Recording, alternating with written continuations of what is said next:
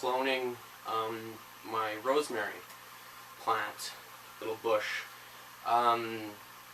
Rosemary is something that's quite hard to grow from seed, so it's you can do it, but if you can buy yourself a plant, once it gets established, it's not the fastest growing of plants, but you know, as it gets bigger, it does start producing lots of nice little sprigs of rosemary. And like most herbs, when you have fresh herbs cut right from the plant, adding to your cooking rather than buying dried stuff, the difference in flavor is amazing. You don't need very much of this rosemary to get a really nice rosemary flavor.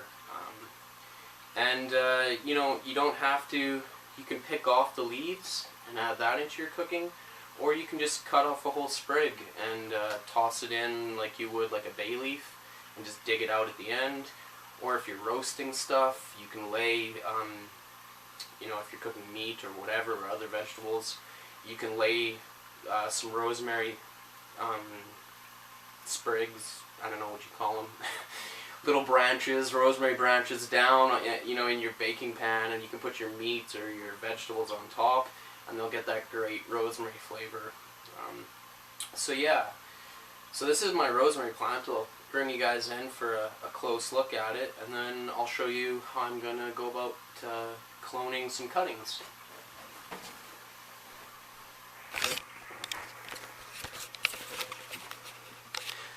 So here's my plant, and I've had it growing for about a couple years now. And it's not the biggest, but that's because I do like to harvest rosemary off of it.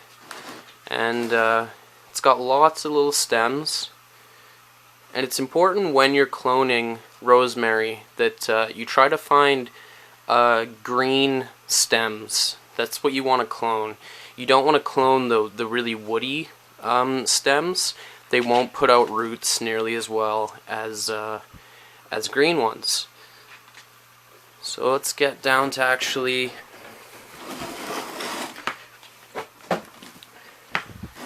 doing some cloning.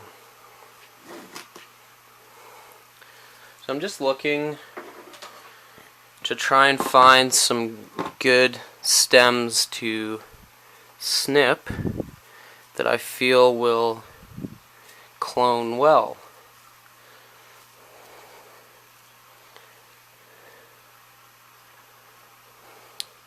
So I'm going to come in here, I'm going to snip off this guy, and I'm going to take it back pretty far to about there where it starts getting woody.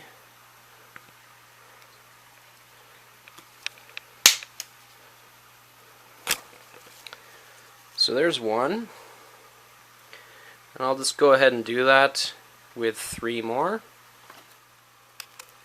Okay, so I've got my 4 little stems here, which are all green. This one's the biggest one, but it's got a little bit of woodiness developing on the bottom there. And these 3, although they're small, I'm hoping it'll still work. So what I'm going to do is I'm going to pick off the bottom leaves to expose a section of the stem, and then I'm going to put rooting gel, and I like to use Clonex, but there's other brands available, root stem and different root powders which also work. I've just found that Clonex works well for me, and yeah, I would recommend it. I think it's a good product. So I'm just going to go ahead and pick off the bottom leaves, and then we'll put some rooting gel on, stick them in the cups of soil, give them a water, and we're good to go. Okay, so I've stripped off the bottom leaves off my 4 little sprigs of rosemary, and I watered in the soil in these pots first. I think it's just better to do that, because if you water them in afterwards, you're going to wash off the rooting gel or powder or whatever you're using. You're going to wash that off as you water your plants. You might be able to clone with without using any rooting gel, and that might work for you, but I feel like just using this product just increases my chances that these will produce roots and start growing. So I'm going to give my rooting gel a shake just to mix it up. I'll just pop the lid here. So you want to minimize contamination in your rooting gel. You don't want to be dipping the stems directly in. So I'm just going to use a toothpick to get rooting gel on here. Then I'm going to go ahead and put that rooting gel onto the stems.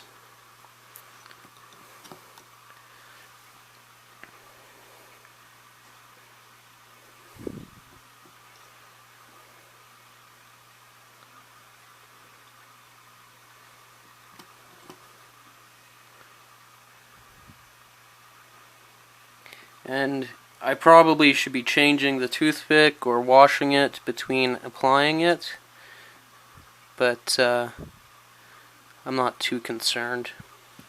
Okay, so there's those done. Now I'm just going to go ahead and stick them in the soil.